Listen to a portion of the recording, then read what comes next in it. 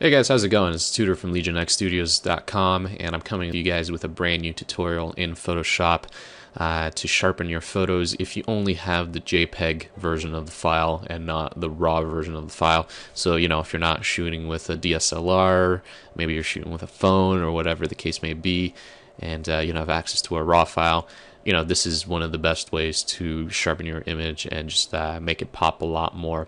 So the photo I have in front of me is of the Absolute Towers, or the Marilyn Monroe Towers in Mississauga, Ontario, Canada.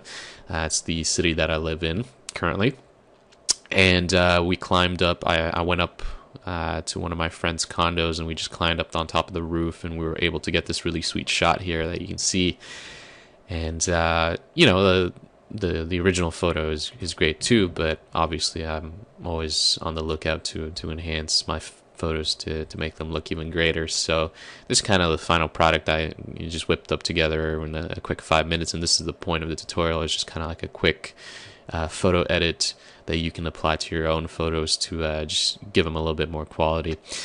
So yeah, let's get started. So this is the original photo.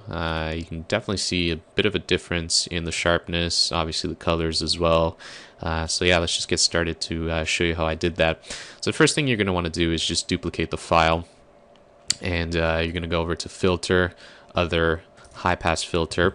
And what the high pass filter will do is it'll outline the edges of the photos that it'll find.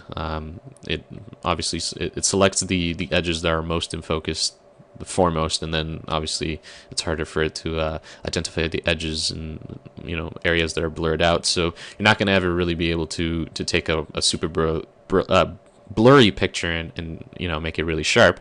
But if the photo is generally in focus, you're going to be able to make it a lot sharper through this technique. So with the radius filter, it'll kind of make the radius of the sharpening go tighter or farther. So you kind of want to just bring like a radius where you can kind of see a decent outline of the areas that you want to bring out the sharpness to. And I guess in my case, about 2.2 pixels is, I think, a good number. I think, yeah, somewhere around 2.5. I think that's good. And we're gonna go ahead and use the overlay blending mode, and let's kind of see like the difference between before and after. It's considerable amount. You might not be able to notice it through the YouTube recording, but definitely I can notice the difference.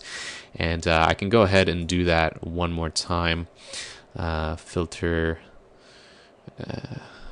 high pass, and let's maybe try a little bit more this time. Let's do like 4 pixels and just overlay that as well. So yeah, definitely pops out a lot more.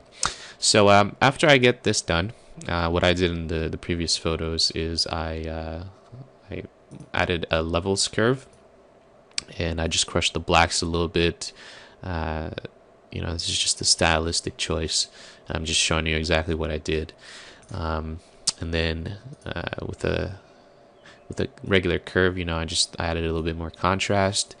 And then I went over and did just like a basic, very subtle Lomo effect on the photo, which is just taking your red curves and making an S curve on your greens, and then on the blues you do an inverse S curve, and that brings out that purple color, which is very popular on Instagram.